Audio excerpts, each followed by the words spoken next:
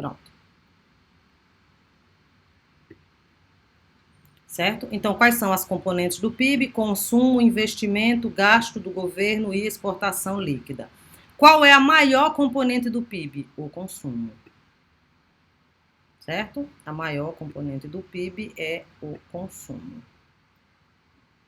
Maior em quanto? Mais ou menos, mais de 60%. Mais de 60% do PIB são gastos, as despesas das famílias. Isso aqui, obviamente, é uma economia aberta, né? Se fosse uma economia fechada, era só até aqui, ó. Ou seja, uma economia que não exporta nem importa. Essa terceira componente é um saldo, que é o saldo da balança comercial. A diferença de tudo que foi exportado, né, e tudo que foi importado. O importado entra com sinal negativo porque é um vazamento de renda. E essa outra parte aqui, né? Quando tem inflação, o PIB sobe ou não? Bom, para isso, a gente tem que desagregar em duas coisas aqui. PIB nominal e PIB real, certo? O que é o PIB nominal? O PIB nominal é preço vezes quantidade de todos os bens e serviços do setor público e privado produzidos em um determinado período. O PIB real é a mesma coisa. Preço vezes quantidade. Então, o que é que muda? Se eu estou tratando com o real ou com o nominal? A mudança, minha gente, tem a ver com o preço que eu considero. Primeiro, como a gente viu que PIB ele é medido em um determinado período de tempo, a gente tem que saber que tempo é esse. Então, eu estou medindo o PIB de que período? Né? É o PIB de 2002, 2003, 2001, 2010, 1998, enfim, tem que saber que período é esse. Para calcular o nominal, eu busco o preço corrente e a quantidade corrente. O que é o corrente? O corrente é o de agora. O que é o agora no PIB? Bom, nós estamos em junho. Então, a gente pode considerar o trimestre, que inclui junho, ou a gente pode considerar o ano. Então, o corrente seria 2022, certo? PIB nominal é preço corrente, quantidade corrente. E o PIB real? O PIB real é o preço, a quantidade corrente com o preço de um período base. Período base. O que é um período base? O período base é algum preço que eu vou buscar lá atrás, certo? Minha gente, se Everton entrar em contato com vocês, meu WhatsApp está desligado. Eu tô tentando aceitar, mas ele não entra ainda assim, certo? Fala para ele continuar tentando, que eu tô aqui gerenciando a situação. Ah, era exatamente isso que a Cílio estava falando. Não, eu aceito, mas ele ainda assim não entra, certo? Não sei se é algum problema aqui ou no computador dele. Mas pede para ele continuar tentando e diz para ele ficar tranquilo que eu ainda estou na revisão e que está sendo gravado. Mas que ele continue tentando. Que ele reinicie, enfim, a página para ver se dá certo, tá bom? Preço da base. De onde vem esse preço da base? Ah, já? Beleza. Ah, não tinha visto. Obrigada, João. Everton, tranquilo, né? Esse preço da base não pode ser qualquer preço, não, certo? Via de regra, é o mais antigo que a gente tem. Mas como eu expliquei para os meninos que estavam na quarta-feira, na aula da noite, né? Foi comédia a aula da noite, minha gente. O pessoal se queixando, querendo assistir Pantanal. Mas eu fiz questão de só terminar a aula quando terminasse a novela. Esse período base não pode ser um período de atipicidade, certo? Você quer checar o preço de referência do milho. Aí você quer plantar, você quer vender milho em novembro. Qual é um bom preço para vender milho em novembro? Aí você pega o preço de junho. Não é uma boa referência. Por quê? Porque a disposição a pagar do consumidor por milho agora é maior. O milho vai estar mais caro e ainda assim as pessoas vão comprar. Em outubro, não. Certo? Em outubro, o milho vira uma opção de lanche, de café da manhã, como qualquer outra coisa. Nesse período agora, o milho não concorre com muitas outras coisas. Até porque qual é o substituto próximo do milho? Ah, não consegui milho não, vou comprar arroz no lugar. Você não engana seu ninguém. Você não engana nem a você mesmo com essa. Não vou comprar milho, vou comer arroz. Fazer uma pamonha de arroz para ver que bicho dá. Certo? Milho não tem substituto. E, numa perspectiva de outubro, ele vira uma coisa junto com outras coisas. Mas agora não. Milho é milho e pronto. Certo? Evitar buscar esse período base em períodos que sejam muito discrepantes, para cima ou para baixo. Então, qual é a diferença no cálculo do PIB nominal para o PIB real? Só o preço que você utiliza. Estou em 2008, preço de 2008, quantidade de 2008. Em 2009, preço de 2009, quantidade de 2009. Em 2010, preço de 2010, quantidade de 2010. Isso nominal. O PIB, ele é medido por período, ou trimestre ou ano, certo? Como é que calcula o PIB real, então? Para 2008, preço de 2008, quantidade de 2008. Porque se o período base for 2008, o real e o nominal coincidem. Para o período base, nominal e real coincidem. Só para a base. Qual é o PIB real de 2009? Preço de 2008, quantidade de 2009. Qual é o PIB real de 2010? Preço de 2008, quantidade de 2010. Deixe claro o que você está fazendo, certo? Não espere que quem está lendo uma coisa que você está fazendo adivinhe. Então, se você está calculando o PIB real ou o PIB nominal, não coloque só preço e quantidade, porque quem está lendo não sabe se você, primeiro, entende a diferença de real e nominal, segundo, qual dos dois você está calculando. Então, de agora em diante, colocar sempre o índice, certo? O Czinho aqui, se nominal, o Czinho na quantidade, quando for real, e uma indicação de que o preço que você está indo buscar é o preço do período básico. Essa parte, vocês entenderam? Vocês compreenderam a revisão? Beleza? Então, vamos seguir.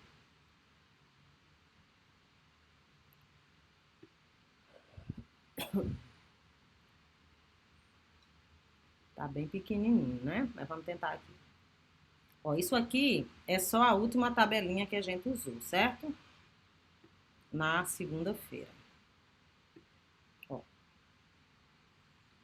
Primeiro, aqui eu tenho 3 indicadores de período. Quando eu estou calculando o PIB, eu tenho que deixar muito claro qual é o período, certo? Qual é o período. Bom, aqui eu estou trabalhando com o PIB na perspectiva anual. Desculpa. 2008, 2009, 2010. Quero calcular o nominal de tudinho. O que é que eu faço? Primeiro, escrevo em algum lugar que é isso que eu estou fazendo, certo? Nominal de 2008. Preço de 2008 com as quantidades de 2008. Produto a produto. Eu não pego o preço do café e misturo com a quantidade de mouse, não. Isso não faz sentido, certo? Quantos produtos eu tenho aqui? 2. Cachorro quente e hambúrguer. Então, como é que eu vou fazer? É bem facinho. Aqui não é difícil, não. Agora você precisa de atenção. Se você dispersa fácil, tanto na hora da prova, quanto na hora que estiver estudando, deixa o WhatsApp desligado e tal, certo? Se você tem facilidade de distrair com relativa frequência. Então, nominal. Preço vezes quantidade. Produto e preço igual. Então, R$ 1 vezes 100 mais R$ 2 vezes 50. Estou fazendo para qual ano? Para 2008. Como é que eu faço para 2009? Qual que eu estou fazendo? Nominal. Então, eu pego o preço de 2009, ó, aqui, ó, vezes a quantidade de 2009. A gente vai fazer o quê, ó? R$ 2, que é o preço do cachorro-quente em 2009, vezes 150, que é a produção de cachorro-quente em 2009, mais 3 vezes 150. Preço de hambúrguer vezes quantidade de hambúrguer, ok? Para 2,10, como que a gente faz? R$ 3 vezes 200 mais R$ 4 vezes 150. Quando eu faço essas continhas, eu vou ter o valor do PIB para os 3 anos. R$ 200 para 2008, 600 para 2009, 1.200 para 2010. O que é que isso informa? Isso informa que, nesses respectivos períodos, produção e consumo de instituições públicas e privadas totalizou isso daí. Mas a gente viu que o PIB é preço vezes quantidade. Então, a inflação pode estar mascarando aqui. Eu posso estar achando que a economia cresceu de 200 para 600 reais e depois de 600 para 120 reais. Posso. Eu posso afirmar isso? Não. Não posso afirmar que tudo isso foi crescimento produtivo.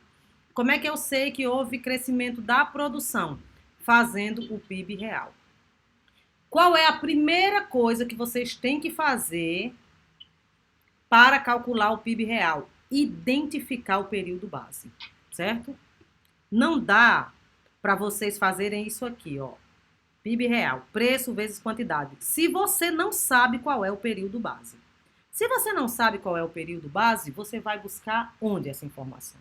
Ah, não, eu vou pegar o preço e a quantidade do mesmo período. Aí você vai estar fazendo nominal, não o real. Então, para fazer o real, a gente identifica o período base, certo? Que aqui é 2008, ó. Ano base 2008. Isso vai ser dado na questão para vocês. Mas como eu sou uma mulher avessa ao risco, caso não esteja lá por qualquer razão, vocês me perguntam, certo? Não estava lá e vocês não conseguiram falar comigo. Desde que não esteja lá na questão, lá que eu estou falando é na questão, você coloca considerando tal período como período base, ok?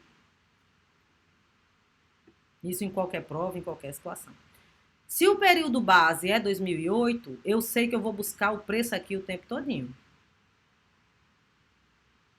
Qual é o PIB real de 2008? Igual ao nominal. Qual é o PIB real de 2009? 1 vezes 150 mais 2 vezes 100. Ou seja, peguei a quantidade de 2009 e subi para pegar o preço de 2008. Qual é o PIB real de 2010? 1 vezes 200 mais 4 vezes 150.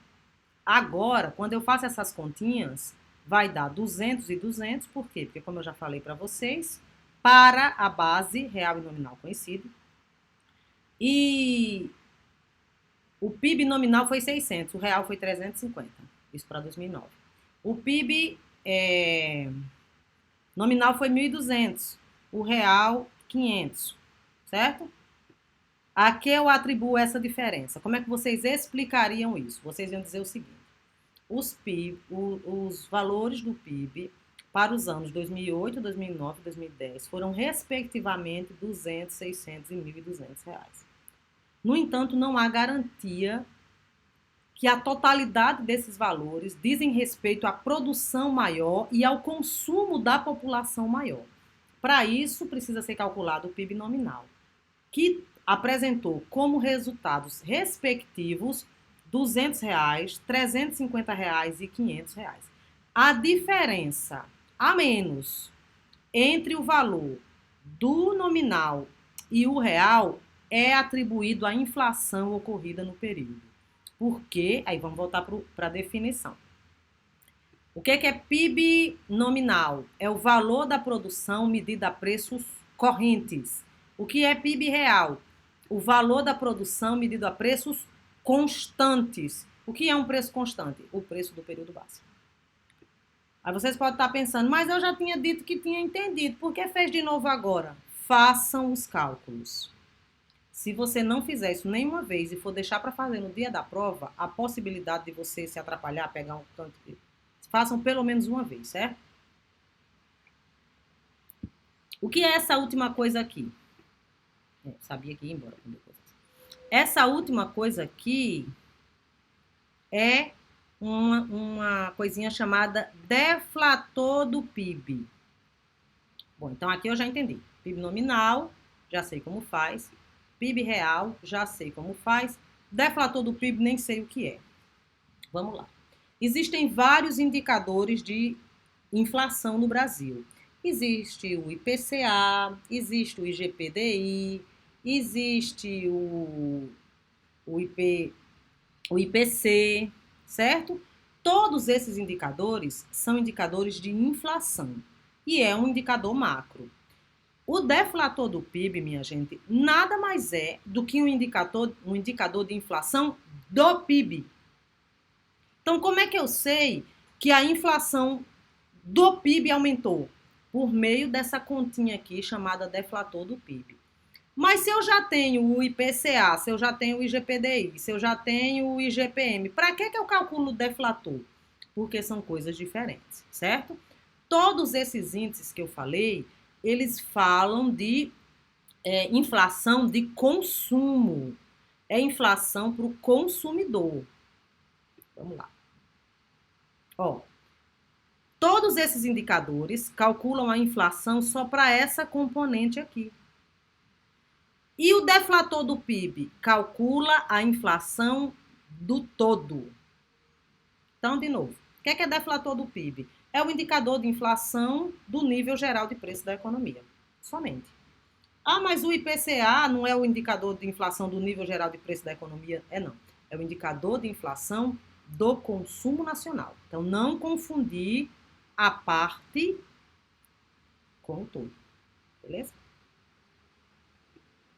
E como que calcula isso mesmo? Né? Como é que a gente verifica a evolução geral do preço na economia? Como é que calcula o deflator do PIB?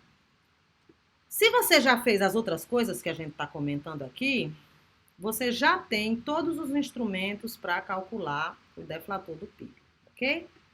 Como é que calcula o deflator do PIB? Bem facinho. PIB nominal dividido por PIB real vezes 100. Onde é que eu acho isso? No site do Banco Central tem, no IPEA Data tem. Qualquer fonte oficial que tenha estatísticas macro vai ter o deflator do PIB, certo? Então, o deflator do PIB é só PIB nominal dividido por PIB real. Somente.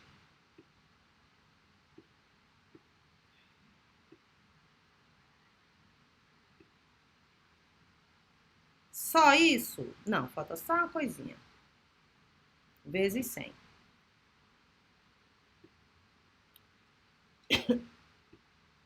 Que é o deflator do PIB, é o indicador da inflação da economia. Por que eu calculo ele? Para saber como é que evoluiu os preços da economia como um todo, não só do consumo, ok? Como é que eu interpreto, né? Deu 22 o resultado. Isso aqui é o quê? 22%? É 22 quilos? É 22 hectares? É 22 o quê? Então, vamos voltar aqui para a gente ver como interpreta.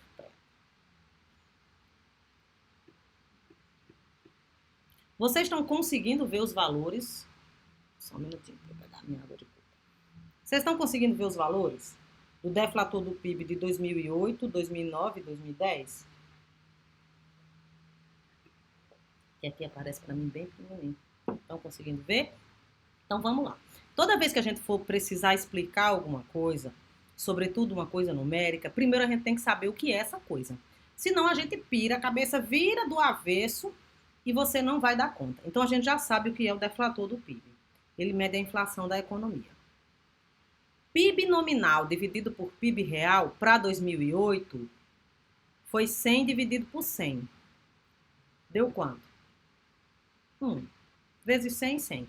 Então, para o período base, o deflator é 100. Isso para qualquer índice, certo, minha gente? Para qualquer índice, o 100 é a base e o 100 vira sua referência. Então, estou aqui, ó, 100 como referência. Deu mais que 100, já sei que aumentou. Deu menos que 100, já sei que caiu. Em relação à base, certo? Então, eu tenho aqui, ó, PIB nominal dividido por PIB real, 200 por 200 vezes 100, 100. O que é que eu faço com esse 100? Como é que eu interpreto esse 100? Por agora, ele só vai servir para que eu use ele de referência para o que vem pela frente. Vamos calcular o de 2009. 600 dividido por 350. 600 porque o nominal foi 600, 350 porque o nominal foi 350, certo? Então, deu 600 por 350 vezes 100, 171. Agora eu tenho o que interpretar. O 100 não é minha referência? Então, como o 100 é minha referência, eu vou comparar 171 com 100. Fazer a diferença. Qual é a diferença de 171 para 100? 71 pontos, certo? Então, eu tenho aqui que no período de 2008 a 2009, os preços dessa economia cresceram 71%. O consumo cresceu 71%? Não. Eu estou medindo uma conta que tem 4 componentes. O que eu estou falando é que a economia como um todo cresceu 71 pontos. Como é que eu sei que é 71 pontos? Porque eu estou me referindo à base, certo? Para 2010, nominal dividido por real, 1.200 dividido por 500. 1.200 por 500 vezes 100 deu 240. Como é que eu interpreto esse 240? Me digam aí vocês, com base no que eu falei do período anterior. Ai, menina, eu ia misturar café com água de coco. É. Respondam, por favor.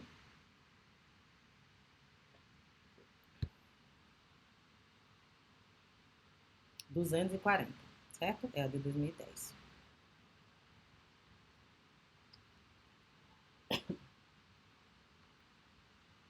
Se preocupe não, se tiver qualquer ajustezinho para fazer, eu faço aqui, certo? Mas eu creio que vocês entenderam e vão saber fazer.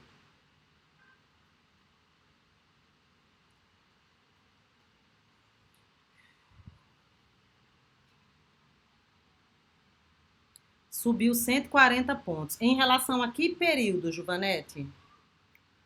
Em relação a que período?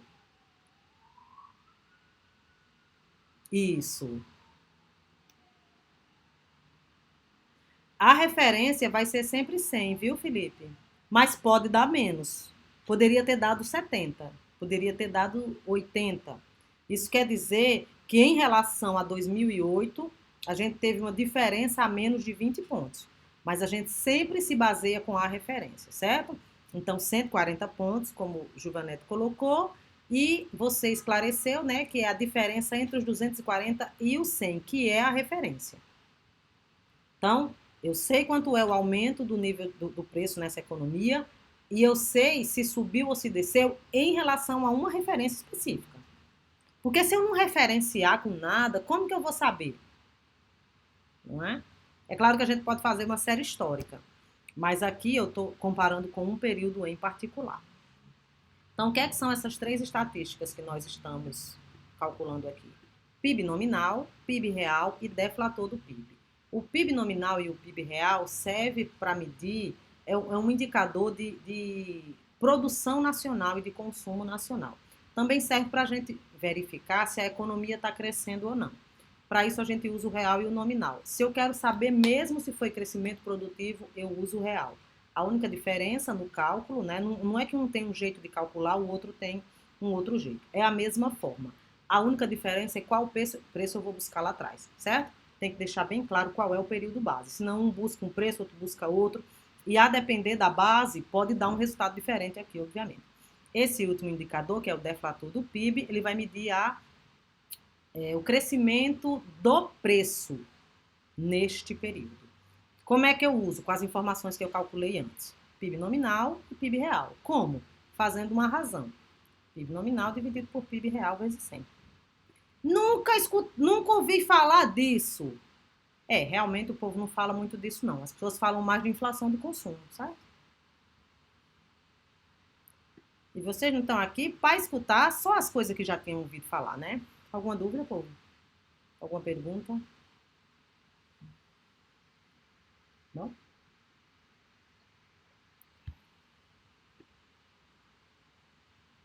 Ó, deflator do PIB, médio nível presente dos preços, relativo ao nível dos preços do ano base, se for anual, né? Ou trimestre base, se for um período trimestral.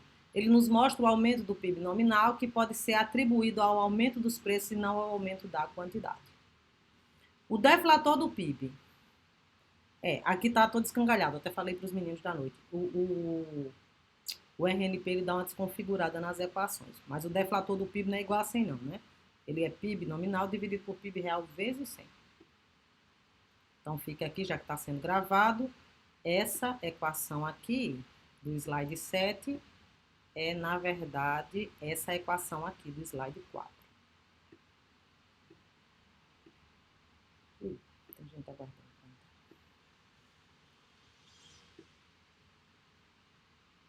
Também posso multiplicar em cruz, e se eu tiver o deflator e o PIB nominal, eu acho o real, né? Que é na maioria das vezes como a gente encontra o período base. Então, aquilo que eu mostrei para vocês lá, era só isso aqui, certo? É a mesma coisa. Utilizo informações do PIB real e do PIB nominal para calcular o deflator. Lembrar de sempre comparar com o período base. O que é que a gente tem de informação, né? Sobre... Já tem o dado do PIB, já tem o dado da inflação. O que é que eu entendo disso para frente? Em períodos de recessão, o PIB cai, certo? Por quê? Não é por nada que não dê para entender, não. A gente não viu que o PIB ele é uma medida de 4 contas? Consumo, mais investimento, mais gasto, mais exportação líquida. Em períodos de recessão, cai o consumo, cai o investimento, tende a cair as exportações líquidas, a depender da posição do governo, os gastos do governo também caem, certo? Lembra que a gente viu política anticíclica e procíclica? Em geral, quando as contas privadas estão caindo, o setor público, numa política anticíclica, vai no sentido contrário, né? Então, ele aumenta o gasto para tentar resgatar a iniciativa privada. As rendas são mais baixas, né, em períodos de recessão, aumenta o desemprego e também ocorre queda dos lucros e há um maior número de falência. O que é uma recessão do ponto de vista teórico? É queda do PIB, certo? Que a gente pode interpretar de uma maneira mais intuitiva como desaceleração do crescimento econômico, e essa desaceleração tem essas coisas aqui como efeito. Não é que a queda do PIB causa recessão. Porque está em recessão é que todas essas coisas acontecem.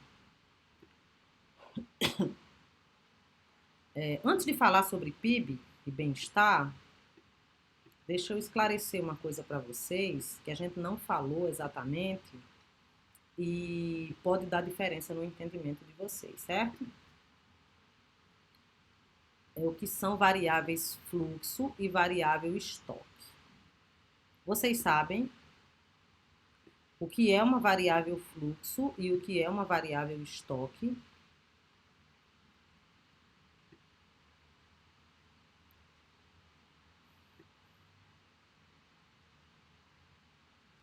Variável fluxo e variável estoque. Se você não sabe essa diferença, você pode fazer as contas toda errada. Não? Vamos lá. Fluxo é uma variável coletada em um ponto do tempo e diferentes pontos do tempo. Ela não é somada para o resto da vida, não. PIB, por exemplo, é uma variável fluxo. Deixa eu botar aqui exemplo. PIB é uma variável fluxo.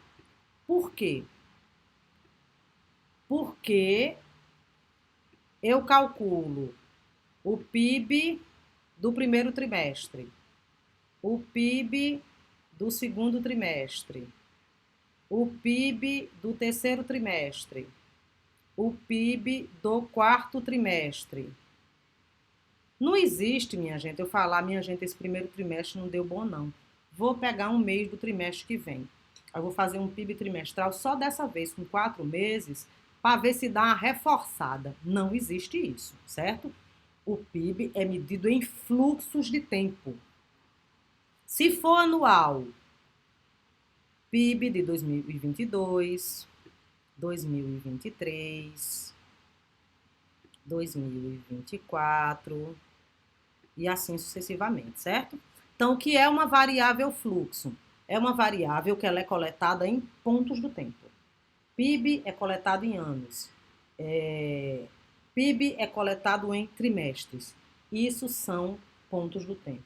Salário. Salário é uma variável fluxo. Por quê? Porque o salário, para a maioria dos empregados, ele é coletado em que período de tempo? Mês. A maioria das pessoas recebe por mês, não é isso? Ah, mas tem gente que não recebe por mês, mas ele recebe por quinzena, por exemplo. Então, ainda é um fluxo, certo? Então, PIB é um exemplo de fluxo, salário é um exemplo de fluxo. Eu não posso dizer, ah, meu salário de junho não deu. Vou considerar o de junho e o de julho como junho. Porque não, se você gastou todo o seu salário de junho, o de junho já foi embora, filho. Tente lutar para o salário de julho, que já é um outro período. Certo? Entender o que é um fluxo, o que é uma variável medida em fluxo. Todo mundo entendeu? Vamos para estoque.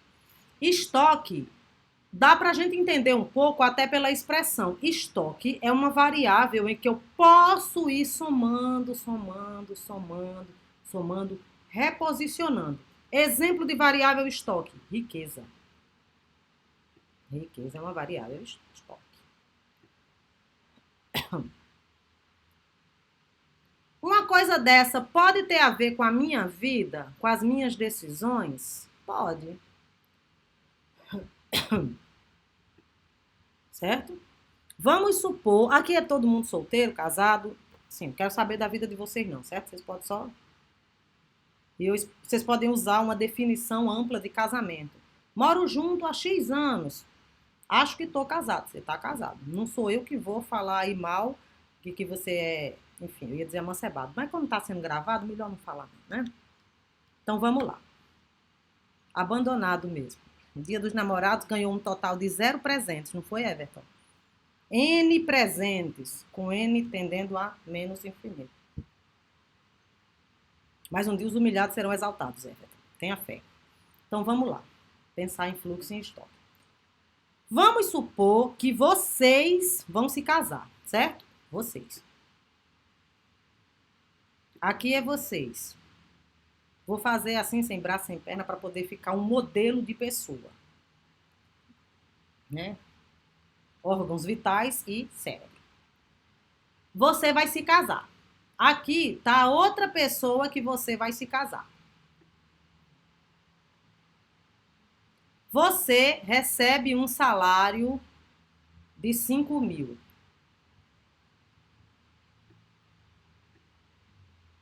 A outra pessoa não trabalha. Mas os pais dela têm muito dinheiro. E na hora de uma partilha de bens, ela vai ter uma coisa. Seus pais não têm um pau para dar no gato. E eu não estou dizendo que isso é complicado, não, que é errado nem nada, não. Seus pais não têm herança para deixar para vocês. Vamos supor que alguém consulta vocês, e não é para vocês dar opinião de fofoqueiro, não. Do ponto de vista econômico. Como é que vocês veem aqui a pessoa casar com comunhão total de bens, comunhão parcial de bens e separação de bens, considerando que um dos futuros cônjuges recebe 5 mil e o outro não trabalha, ou a outra, enfim, não trabalha, mas tem o carro que foi o pai que deu e a mãe, o pai e a mãe têm terrenos, têm casas, tanto que você vai morar na uma das casas, né, do pai da outra pessoa. Me digam aí, o que é que vocês acham? Tô dizendo, menino, olha, um tem dinheiro, o outro não tem. Não quero saber do seu espírito de mexeriqueiro. Quero que vocês me deem um parecer. Ah, meu Deus, uma pessoa também tem que levar em economia e tudo, até no casamento. Cadê o romance? Quando os boletos chegar, o romance acaba, viu, filho? Quero iludir vocês, não, mas é assim.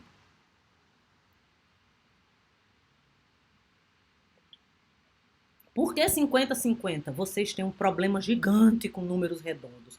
Por que 50-50, Felipe?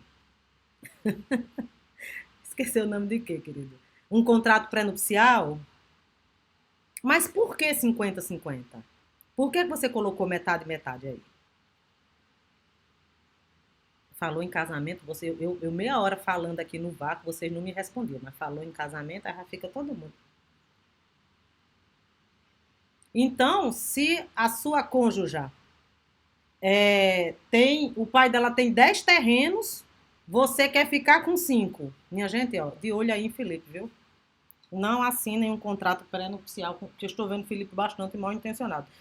E se você for esta pessoa aqui, Felipe, você está disposto a abrir mão de 50%? Se o Felipe for esta pessoa, estreite as amizades com o Felipe. Por que do ponto de vista econômico? Em que momento eu falei para vocês que diminuía 50, que era dividido 50-50? Que vontade de matar todos que falaram do ponto de vista econômico. Ah, meu Deus. Gustavo, não adianta correr. Me diga porque do ponto de vista econômico você acha que é 50-50.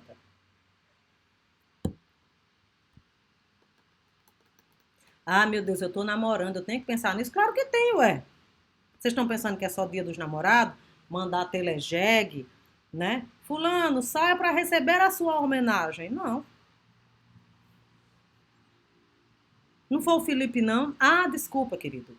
Então, do ponto de vista econômico, é... porque eu não entendi, então, o que é que você falou do ponto de vista econômico. Eu achei que você estava conectando com o que o Felipe falou. Esclarece o teu ponto de vista, por favor. 70-30. Ouvido com vozes da cabeça. Minha gente, não façam nenhum movimento que envolve o financeiro sem critério. Primeira coisa, não façam nenhum movimento. Ao meu ver, com o conjunto de informações que eu dei, não está fundamentada nem a indicação de 50-50 do Felipe, nem a 70-30 do Everton, certo? Opinativo. Não façam isso. Imagine se alguém pede um parecer a vocês. Aí, se entrar no escritório do Felipe, é 50-50. Se entrar no escritório do Everton, é 70-30. Que você seja a pessoa do 70 e entre no escritório do Felipe, do Everton, né? Certo. Quando você fala, Felipe, que depende do quanto a pessoa trabalha, vocês estão falando de variável fluxo ou estoque? Quem tem fluxo, quem tem estoque aqui, minha gente? Você pode fazer um contrato pré-nupcial, Everton. E o contrato depende do interesse dos contratantes, né? A separação total, parcial e ausência de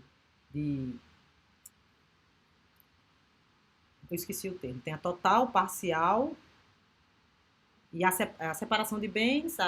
São os três regimes, eu não estou me lembrando agora do nome. Você pode se adequar a um dos três ou você faz um contrato pré-nupcial. Aí, com os advogados, você pode decidir uma terceira coisa que fique bom para as partes. Eu já ajudei no parecer num processo desse. Foi maravilhoso. Certo, mas vamos lá. O que eu estou perguntando para vocês é quem tem fluxo, quem tem estoque? Ou todo mundo tem fluxo, todo mundo tem estoque aqui? Isso.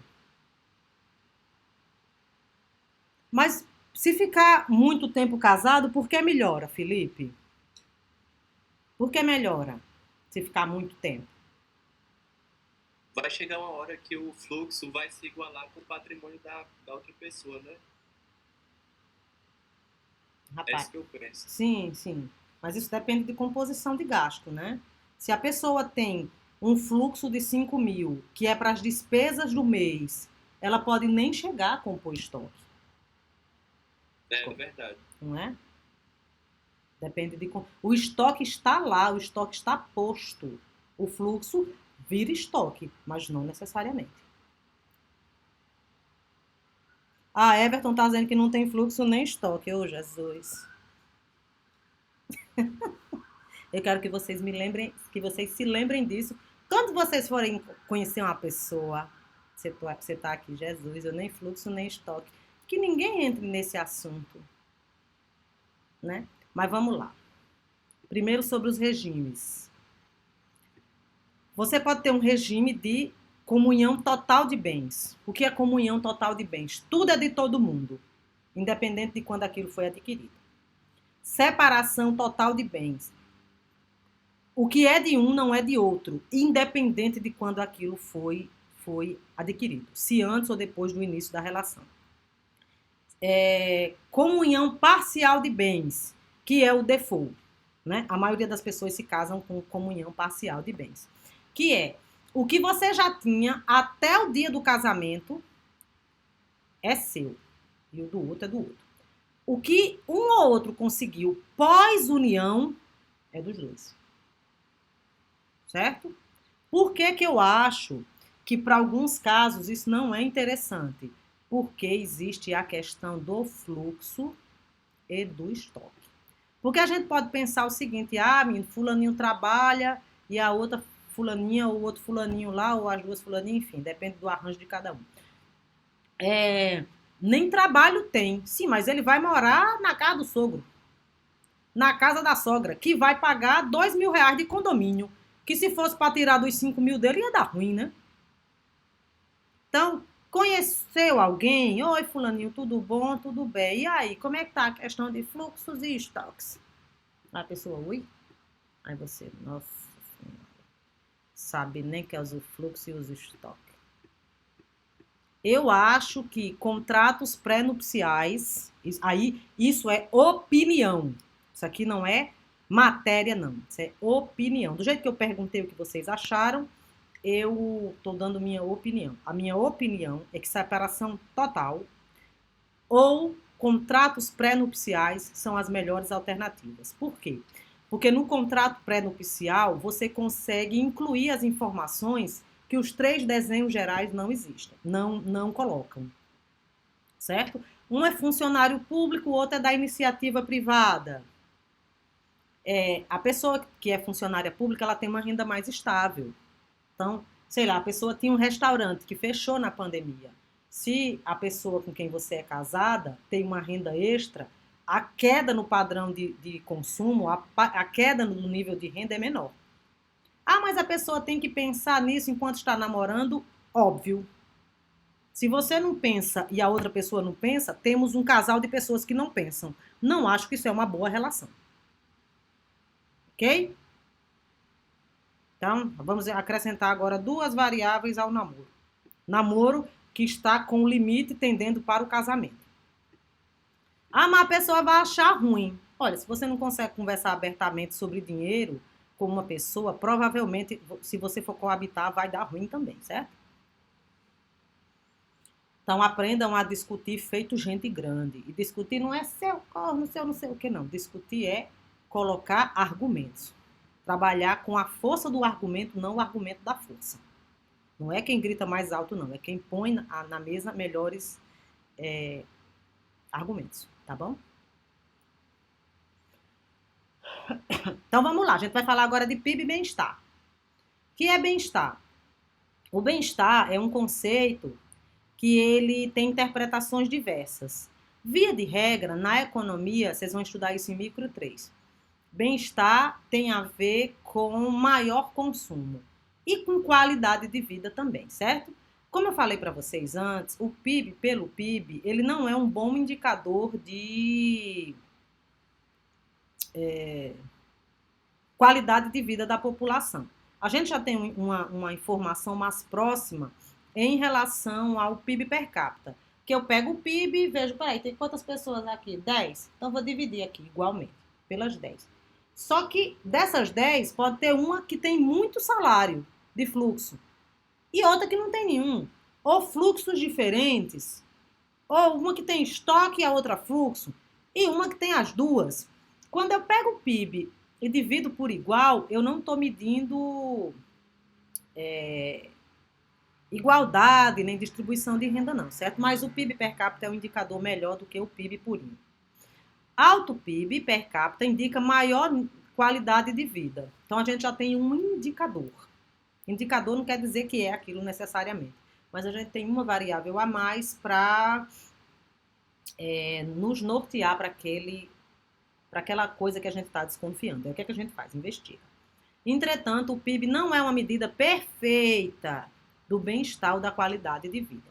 Ou seja, em geral, quando as economias estão em recessão, a população está pior. Mas o PIB pelo PIB não dá suficiência, né, para a gente entender qualidade de vida. A gente usa o PIB per capita, mas ele não é perfeito. E nós temos outros indicadores, né? Vocês já falaram aqui uma vez IDH, a gente tem taxa de alfabetização, de analfabetização, de expectativa de vida, enfim. Eu trago algumas coisas aqui para vocês. Tem algumas questões que estão envolvidas com bem-estar, mas que não estão computadas pelo PIB. E ainda assim, aquilo dá bem-estar às pessoas. Na maioria das vezes são coisas intangíveis, certo? Então, o valor do lazer. O valor do lazer, ele não é computado pelo PIB. Então, se você está muito satisfeito, porque, sei lá, você vai maratonar uma série ali, comendo pipoca, né? Então, assim, isso não é computado. O valor de estar num ambiente limpo também não é computado. Então, as coisas que envolvem bem-estar, na maioria das vezes, como são coisas não tangíveis, é mais difícil de computar. Então, o valor de quase todas as atividades que ocorrem fora dos mercados, tais como o valor do tempo que você passa com os pais, por exemplo.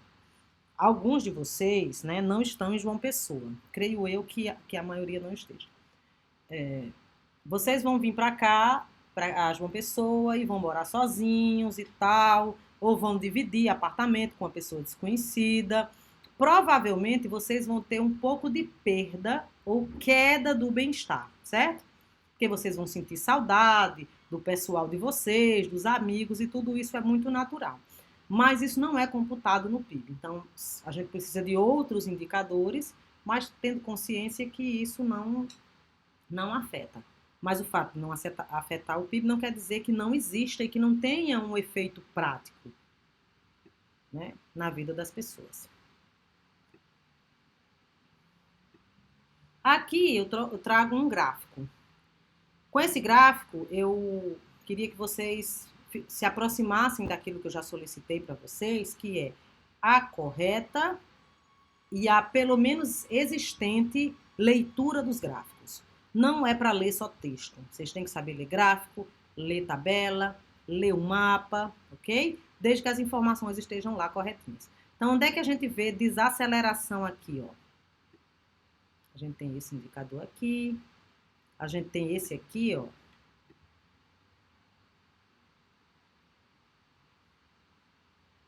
A gente tem isso aqui, esse aqui e esse aqui.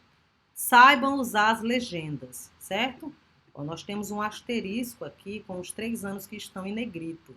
2021, 2022 e 2023. Por quê? Aí a gente procura aqui embaixo, ó. Porque são projeções, certo? Então, o que é que dá para ver aqui? Olha, a gente tem uma indicação no gráfico, e esse gráfico trata da evolução do PIB per capita, de 1901 até 2020, com dados computados, 2023, né, 2021 a 2023, com dados projetados, ok? Então, a gente vê aqui, ó, isso aqui foi pandemia. Daqui a 50 anos, quem vê isso aqui pode não saber que foi pandemia, Mas a pessoa tem que saber, ó, aconteceu alguma coisa aqui, alguma coisa aqui. Deixa eu ver o que foi. Aí a pessoa vai lá pesquisar. Mas agora vocês sabem que isso é pandemia, né? Essa desaceleração. Aqui é um outro gráfico. Nesse caso, um mapa, né? Desculpem. Que traz a taxa de alfabetização. O que é que vocês conseguem ler aqui?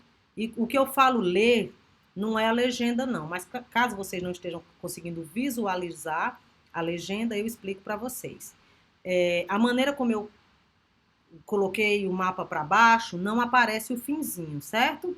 Mas aqui, ó, é taxa de alfabetização. Os países que estão em azul marinho têm uma taxa de alfabetização maior que 97%. Aqui vai até o verdinho, que tem de 50 a 60. No mapa, a gente tem até um vermelho. O vermelho é menor que 10%. Tá, menos que 10%, Everton. Bem triste, né? Menos que 10% da população alfabetizada. É um nível de capital humano, minha gente, baixo numa situação assim muito terrível. Muito terrível.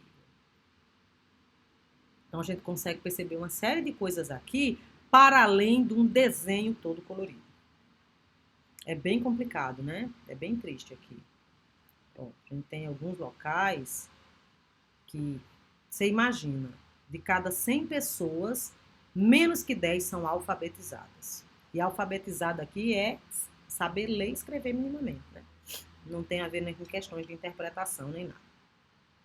A gente já consegue estabelecer alguns padrões aqui, né? Países desenvolvidos. Exatamente, Felipe. Exatamente. Quando vocês estavam na escola estudando mapa, que vocês aprenderam aquela divisão, né, do meridiano e tal, isso ajuda a gente a entender muita coisa, inclusive em termos de riqueza. Tanto de fluxo e também variáveis de fluxo e de estoque, né? Não só riqueza estocada, mas o fluxo de renda da população. Aqui, expectativa de vida ao nascer. O que é que vocês entendem aqui? Vocês conseguem ler a legenda? O que é a legenda? É isso aqui, ó. Conseguem ler a legenda? Conseguem entender?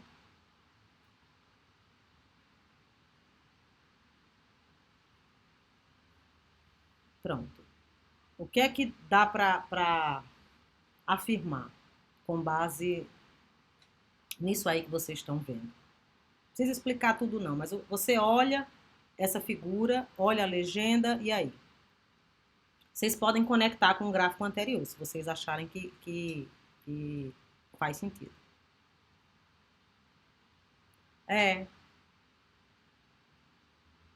E é expectativa de vida ao nascer nos anos atuais, viu? Nos anos atuais. As pessoas que têm 40 anos hoje lá, Everton, eles tinham uma expectativa de vida quando nasceram menor ainda. Coisa de 20 e pouco, 30 anos. É muito complicado isso. Por isso que eu não consigo ouvir certas coisas e conversar com certas pessoas, assim, porque a pessoa não, tem zero entendimento de qualquer coisa. Não consegue ver que isso é uma questão estrutural, não é? Tem uma série de razões pelas quais uma coisa dessa acontece. E isso é fato. Isso não é a minha opinião, nem a opinião de vocês. Isso são dados. Sim. Eu também conversei com os meninos sobre a Rússia na aula da noite. A Rússia tem uma composição de PIB muito diferente, tem várias particularidades, porque ó, tanto para essa parte aqui, como para essa aqui, tem questões culturais que afetam, certo? Não, não dá para falar isso não, Everton. Por quê? Porque tem uma diferença entre correlação e causa. Tem uma diferença entre correlação e causa. Correlação quer dizer que uma coisa está indo para um caminho, a outra está indo pelo mesmo caminho. Ou quando isso sobe, isso desce. Mas será que isso tem a ver com isso efetivamente? Duas determinadas variáveis podem estar correlacionadas, mas eu não posso atribuir causa sem uma investigação específica, ok? Se vocês procurarem, né, o Felipe que já está trabalhando com isso, mas todos, tem vários sites, minha gente, que colocam correlações esdrúxulas, assim. Deixa eu ver se eu acho alguma coisa bem rapidinho aqui. Correlações esdrúxulas no mercado de ações. Qual é a diferença de correlação e causa? Causa é quando A implica em B, né? Correlação é quando uma coisa pode estar no mesmo caminho, mas pode ser por uma terceira coisa que afetou as duas.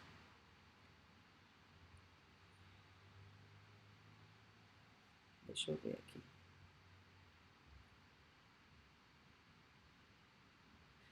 Por exemplo, existe uma correlação entre os gastos de pesquisa científica espacial nos Estados Unidos e a taxa de suicídio. A correlação é positiva, quase 1. Número de pessoas afogadas em piscina e número de filmes do Nicolas Cage. A correlação é 0,66, quase 7.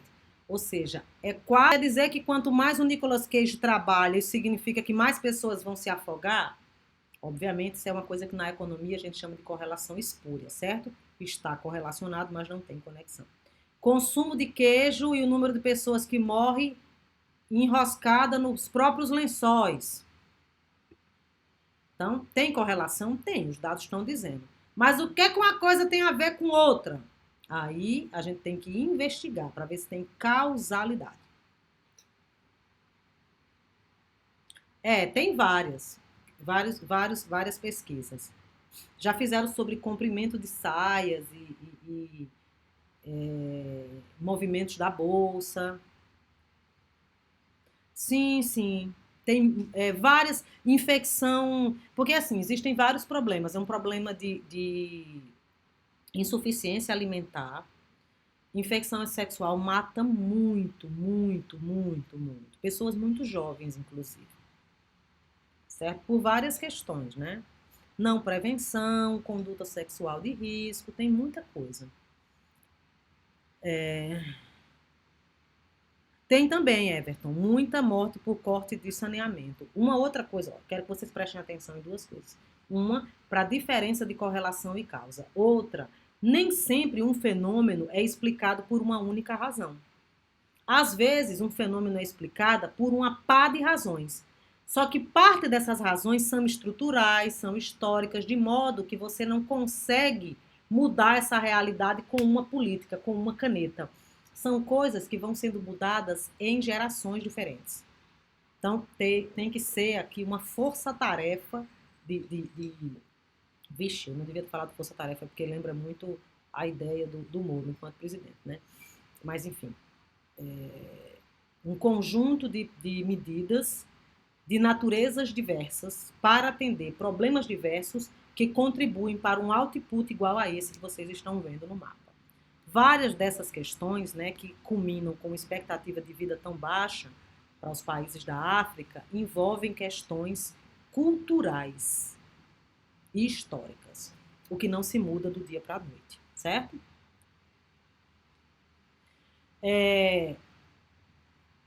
A África não tem só país pobre, né? A África, tem muita gente, eu não estou dizendo vocês, que fala que a África é como se fosse um país, a gente tem países ricos. E vários países da África têm um estoque muito grande de riqueza que não vira fluxo para a população. Mas em alguns países essa diferença é menor, então eles têm uma qualidade de vida melhor. Mas essa observação de quem foi, do Elion, isso é motivo, Elion, para ir investigar fora, certo? O que é essa divisão? O que é esse pedaço aqui que está tão ruim, mesmo no contexto continental? Então, tudo isso é motivo para a gente olhar. Nunca inicie uma pesquisa sem entender o que os dados estão informando, certo? Senão você sai escrevendo qualquer outra coisa aí. Tem a ver com questões religiosas, tanto de maneira separada como dentro dos aspectos culturais. Mas, por exemplo, uma coisa que é muito, que a ONU tenta trabalhar muito, é a questão dos casamentos infantis. Isso contribui para uma série de coisas. Mortalidade infantil muito alta, mortalidade de mulheres muito alta. Aí tem várias pesquisas na economia que mostram assim, qual é o pagamento que é significante para que um pai aceite adiar o casamento da filha. Né? A idade média de casamento em alguns países é de 11 a 12 anos. Então, a gente descobre um tipo bolsa, uma bolsa casamento. Então, você pega da idade da criança, dos 11 anos até os 18, e você paga ao pai, que é o que ele ia querer receber como dote. Aí você consegue postergar o casamento dessa criança. E uma série aumenta a possibilidade dessa mulher ter acesso ao capital humano. São muitas questões, certo? Muitas questões. Eu nunca trabalhei de maneira direta com coisas para esse tipo de realidade, não, porque os trabalhos empíricos que eu faço são muito para o Brasil. E a gente tem uma série, apesar de que a gente tem um casamento infantil aqui, mas é mais difícil de mapear e de atuar. Mas isso aqui é microdados e para trabalhar com isso tem que gostar de microeconometria, que eu espero que vocês gostem. Eu, por exemplo, adoro. Tudo que eu faço envolve microeconometria. Atuação das políticas. Vocês estão precisando de um intervalozinho agora ou a gente vê a parte de política e antes de entrar na parte de custo de vida a gente dá um intervalo? Às vezes eu sugiro porque eu tô cansada, mas agora eu tô só tossindo. Não tô cansada não, mas aí vai para vocês. Então vamos seguindo. Pelo menos essa parte, certo? Eu até vai ajudar a particionar o vídeo em dois. Então vamos ver políticas. Para a gente entender política, a gente tem que voltar lá e ver o que é que compõe o PIB: consumo, investimento, gasto do governo eita, isso aqui é G, viu, minha gente? Gasto do governo. Exportação líquida, que é a diferença entre as exportações e as importações. Onde é que entram as políticas aqui? A gente vai agora, na macro, vocês vão estudar isso mais a fundo e mais desagregado. Agora, eu vou colocar as políticas econômicas em 3 lugares só, certo? Política fiscal,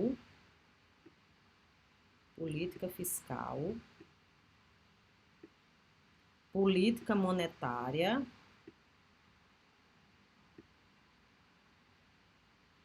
e vou botar aqui em cima, política comercial. Qual é a ideia aqui? Os governos, eles podem utilizar essas políticas para estimular ou desestimular esse lado aqui, ó. O lado esquerdo. O lado esquerdo são as variáveis. Vou fazer aqui para vocês aparecer a esquerda. O lado esquerdo são as variáveis. O lado direito são as políticas. Então vamos ver primeiro o que são essas políticas. Política fiscal é qualquer medida que envolva os gastos do governo, que eu vou chamar de G, e a arrecadação do governo, que eu vou chamar de T. Então, qualquer medida do governo que envolva gasto ou arrecadação é pasta da política fiscal, certo? A competência, de uma maneira bem geral, é do Ministério da Fazenda. Essas 3 coisas que eu vou falar para vocês não tem a ver com se o governo é de direita, é de esquerda, não tem nada disso não. Isso é núcleo duro da economia. O governo pode ser o que for, né? Pode ser o Emael ou o Bivar, que como eu já falei para vocês, tem 2 votos. O voto dele e o voto da minha mãe, que disse que ia votar em Bivar. Tem a política fiscal, a monetária e a comercial, porque isso é como se fosse item de série de um governo.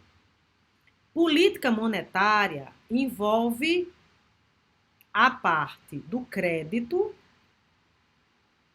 a parte da taxa de juros, que eu vou chamar aqui ó, apertadinho de J, e a parte de moeda. O órgão executor é o Banco Central. Mas o Banco Central não é a maior autoridade monetária do país, certo? O Banco Central não é a maior autoridade monetária, ela é a maior autoridade de execução. Tem uma instituição que é maior. Não sei se vocês sabem qual é. Se souberem, coloque aqui. Certo? Então, política fiscal, competência do Ministério da Fazenda, gastar e arrecadar, o governo. Política monetária, crédito, juros e moeda. De competência enquanto execução. Tá, depois eu falo para vocês. Certo? É porque tem gente que pensa que o maior órgão é o Banco Central do ponto de vista monetário. E, exatamente, Leon. Essa siglinha quase. Se você me disser o que é a sigla, fica ainda mais fácil. Tá quase, tá quase. Tá no caminho certo. Só cuidado para não dar um cavalo de pau e... Isso. Certo? É o órgão maior. Mas o maior executor é o Banco Central. Isso é uma confusão muito, muito grande que se faz. Política comercial envolve as exportações e as importações. Exportar e importar é política comercial? Não. O governo ele pode criar e retirar tarifas, pode embargar produtos, tanto proibindo que saiam, como proibindo que entrem produtos importados, pode facilitar ou dificultar o trânsito de produtos entre países, e isso é uma política comercial, certo? A política comercial, vou colocar uma legenda aqui, que aí depois no vídeo você explica. Vocês estão ouvindo o caminhão do Rei das Carnes, né? Aqui. Que inferno. O povo ainda pergunta, você escuta barulho daí? Eu digo, parecendo que é dentro de casa. Estou agora ouvindo o Rei das Carnes. Mas eu vou abstrair aqui, porque eu sou intrépida. Não, estou conseguindo abstrair não. Estou ouvindo que a carne está por R$29,90.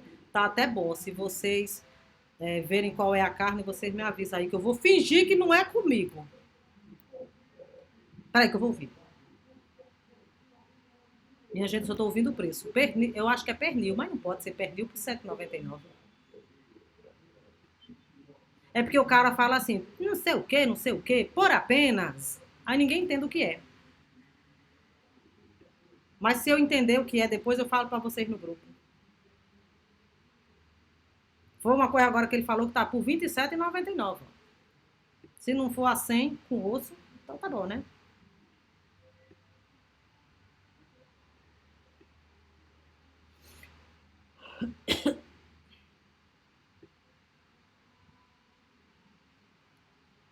Mas que bom que eu consegui montar a minha legenda aqui. Estou orgulhosa de mim.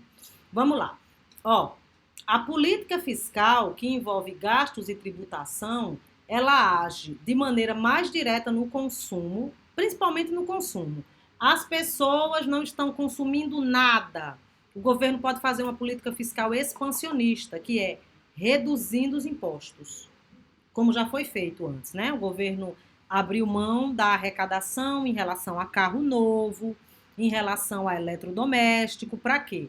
Porque se tirar os impostos, baixa o preço, aumenta o consumo.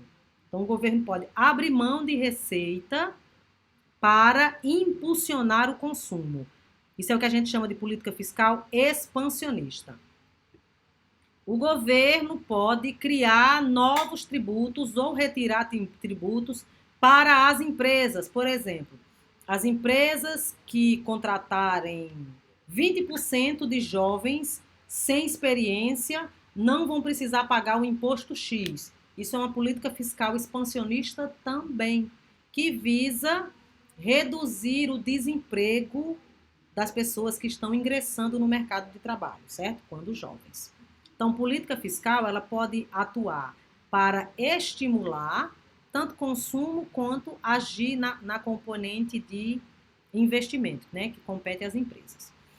A política monetária, ó, o Czinho aqui, ó, prestem atenção que o C está englobando todos, consumo, investimento, gasto e exportações líquidas. Por quê? Porque o governo pode mexer no câmbio. Eu não botei política cambial aqui, mas vamos supor que ela está aqui dentro. Se o governo mexe no câmbio, afeta todo mundo aqui, certo? Que afeta produtos importados, que vai impactar em consumidor e investidor, afeta pagamento da dívida e vai afetar o governo e afeta também se fica mais ou menos interessante importar ou exportar. O governo pode mexer em política de crédito para tentar fazer com que as pessoas consumam mais. O governo pode mexer na taxa de juros, que é a alegação atual, aumentando a taxa de juros para frear o consumo e assim combater a inflação, certo? Então, as variáveis que estão aí na economia são essas: consumo, investimento, gasto e exportação líquida. O instrumento de política está do lado esquerdo. Do lado esquerdo. Política comercial, política fiscal, política monetária. Vocês entenderam isso aqui? Ficou alguma coisa obscura?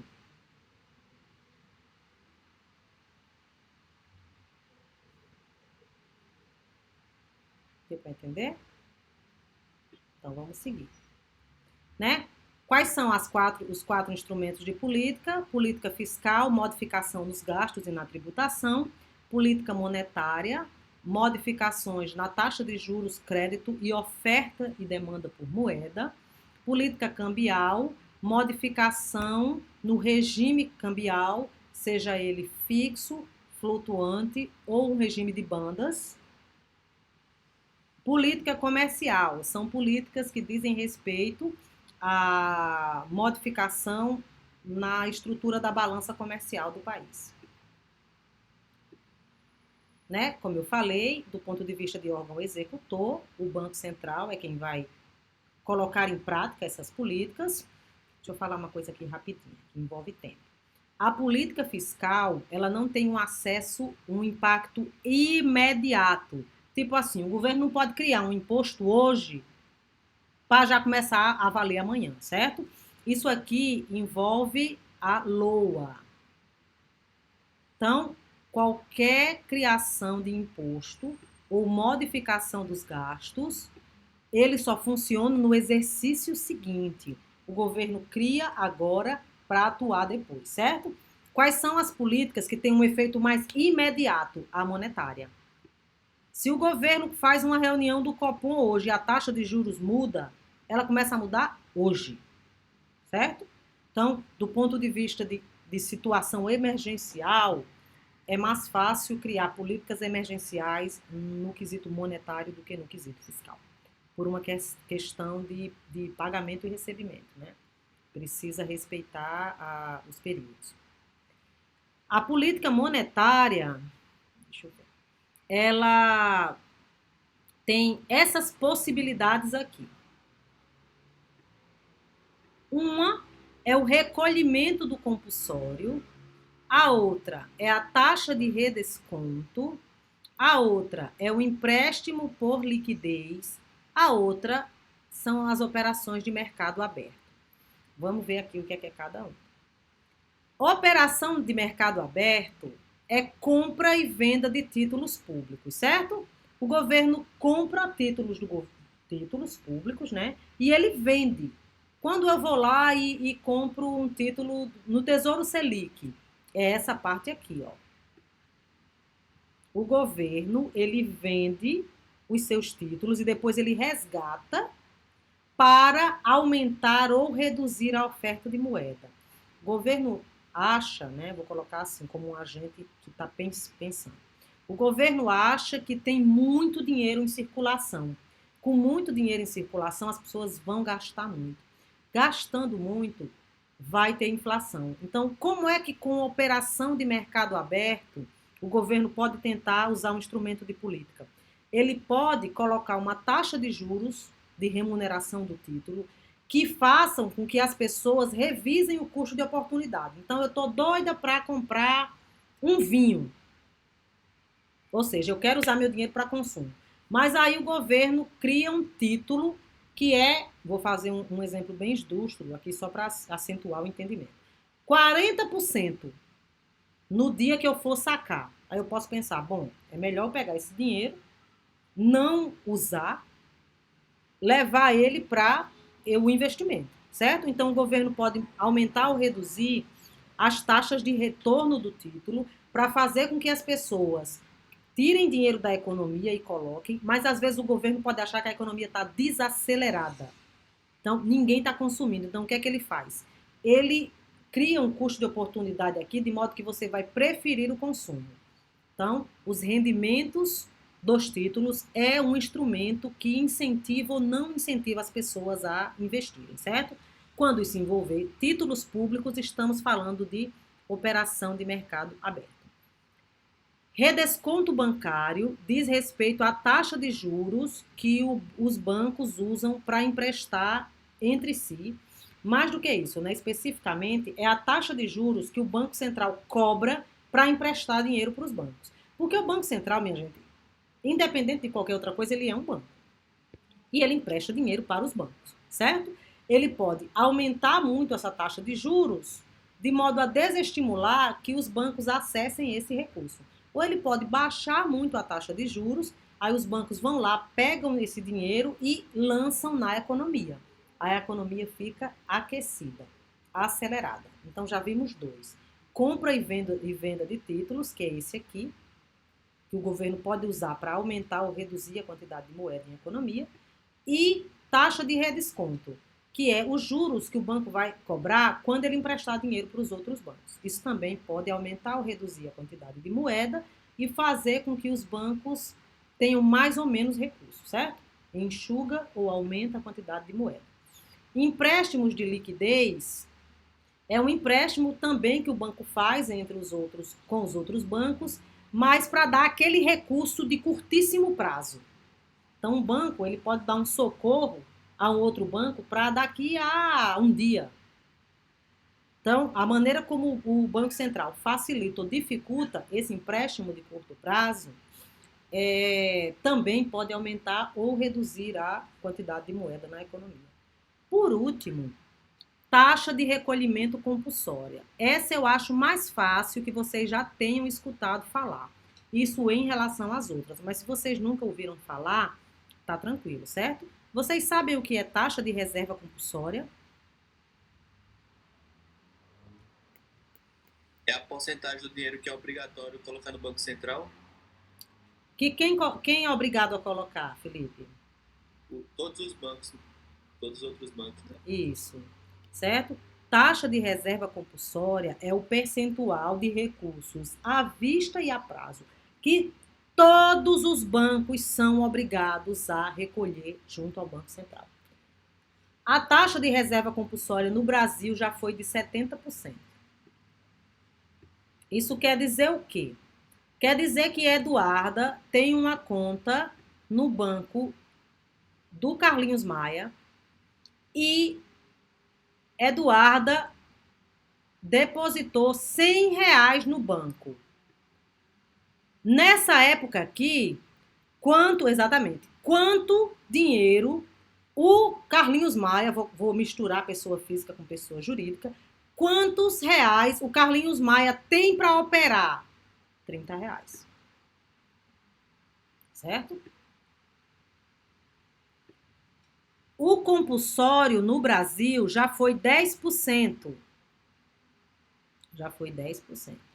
Isso quer dizer que se Eduarda deposita R$ 100 no banco do Carlinhos Maia, quantos reais o Carlinhos Maia tem para usar na economia? R$ 90. Então, vamos lá. Resumam aí em uma frase como o recolhimento compulsório pode aumentar ou reduzir a quantidade de moeda em economia. Isso é uma pergunta muito boa para a prova, né?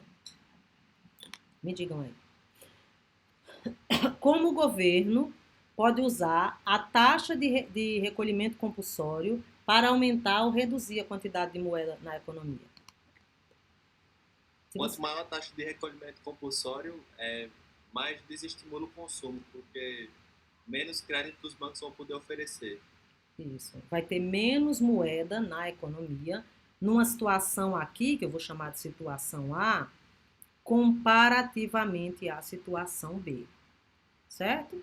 Então, quanto maior a taxa de reserva compulsória, menos recurso as economias vão ter, de modo que isso enxuga liquidez, né? E pode ser utilizado como um instrumento de combate à inflação. Ok? Deixa eu tirar essas coisinhas aqui. Vocês não entenderam alguma coisa aqui? Vocês vão ter o intervalo de vocês. Mas vocês precisam me dizer, para a gente já tirar a dúvida no quente. Vocês já tiraram o intervalo, só não comunicaram para mim, pelo que eu estou vendo. Não é? É isso que eu estou achando. Entenderam? Explica de novo o redesconto bancário, por favor, professor. Certo. O redesconto bancário é como se fosse assim, ó. Tá aqui o Banco Central, certo? O Banco Central. Tá aqui o Carlinhos Maia. Eu vou dizer que é o Banco CM. O Carlinhos Maia, ele pode pedir dinheiro emprestado no Banco Central, certo? Qual é a taxa que o Banco Central cobra? Chama taxa de redesconto. A taxa de juros que o Banco Central usa para explicar, para emprestar, não só para o banco do Carlinhos Maia, mas para qualquer outro, para o Inter, para o Nubank e para os bancos desgraçados também, mais conhecido como Itaú, Santander, Bradesco, Caixa e Banco do Brasil. Quando eles vão pedir, o Banco Central, ele mesmo define essa taxa. Olha, eu vou emprestar para você estudinhar aí por 10%.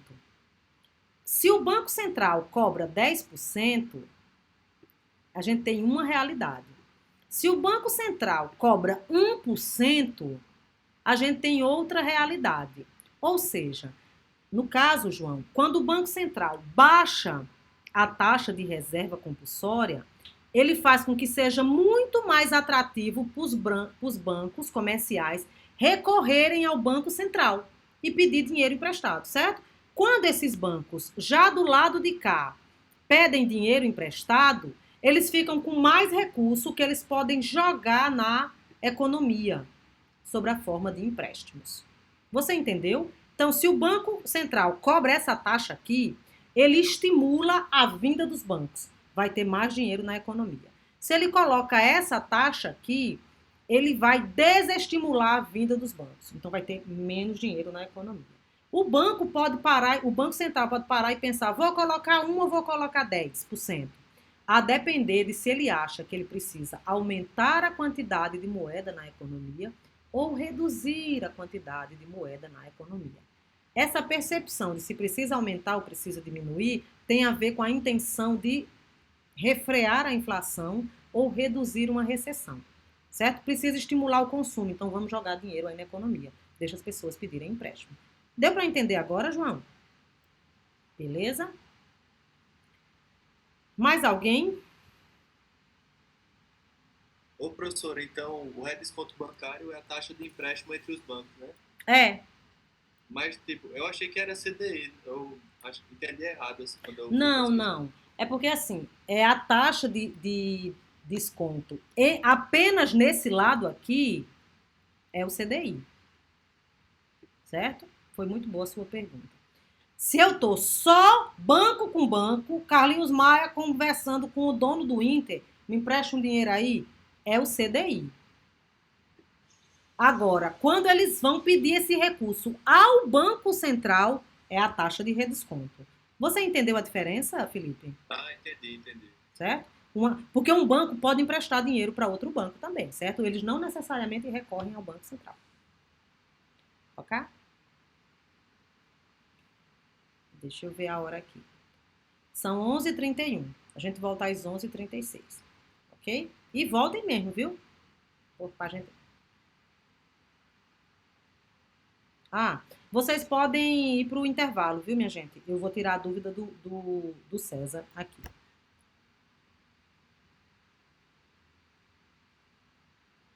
Isso. A justificativa teórica da política foi essa. Enxugar a liquidez para reduzir o consumo. Foi uma política de congelamento, né? Mas a ideia era essa, assim, as pessoas consomem muito, vamos tirar. Qual que é a sua dúvida em decorrência disso? Por que que deu errado? Deu bem ruim, né? Vamos lá. Deu ruim, César, por várias razões. Uma delas é, vamos supor assim, você tá com o seu pé doendo. Se eu acho que é mal olhado, eu vou lhe dar uma solução. Se eu acho que é porque você tem esporão, a solução é outra. Se eu acho que é porque alguém pisa no seu pé, a solução é outra, certo? Então, qual é o problema em relação ao plano Collor? Como eles diagnosticaram a inflação? Eles disseram que uma dor de cabeça era só uma dor no pé que você criava resolvia com oração para a espinhela cair. Então vamos tentar colocar a coisa mais direta aqui. Por que existe inflação? Né? Quais são as causas da inflação? A causa da inflação pode ser, vou colocar em termos de culpa, certo? Culpa do consumidor. O consumidor compra, não pode ter dinheiro na mão que compra, que é o que a gente chama de inflação de demanda. 2. Existe inflação por culpa dos vendedores.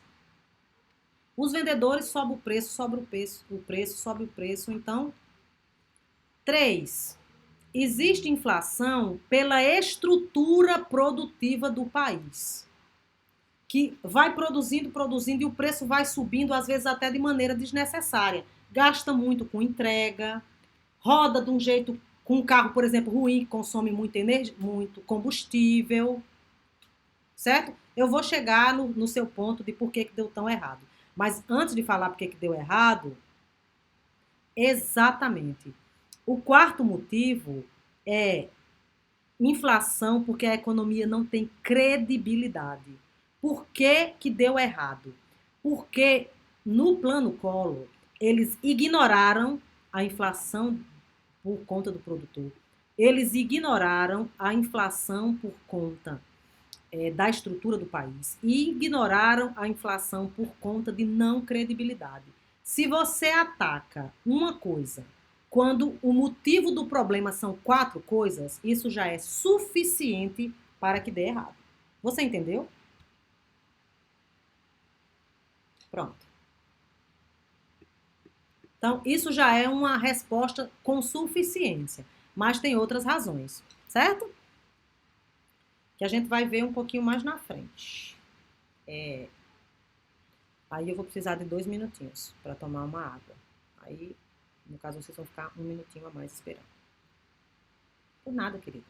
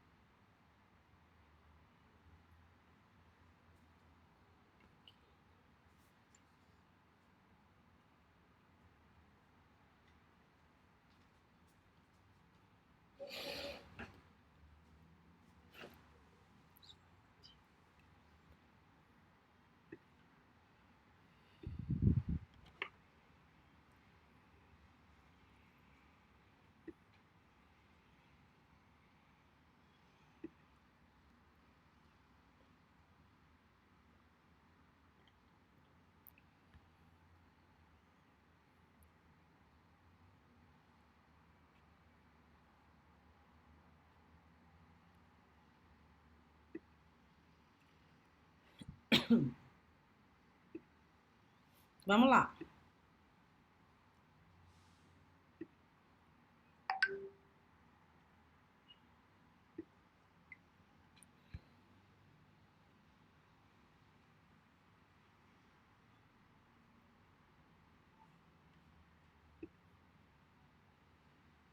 Deixa eu desligar aqui o WhatsApp.